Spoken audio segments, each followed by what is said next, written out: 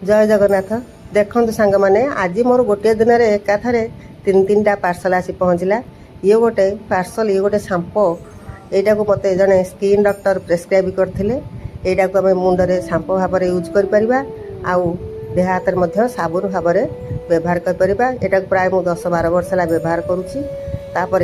यहाँ हूँ गोटे भूसी, इसबगोल भूसी। यहाँ को आम राति रे खाऊ। यहाँ खाइले खाद्य हजम हुए। आज यहाँ पैकिंग खोलुची। ये भूसीटा आम मगई फ्लिपकार्ट रे।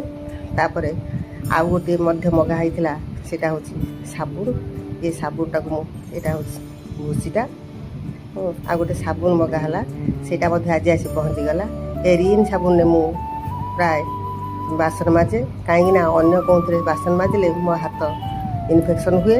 आउ जेहेतु मोर स्किन डिजीज अच्छी तेणु मु रिन साबुन बासन सबुदिन सफा करे।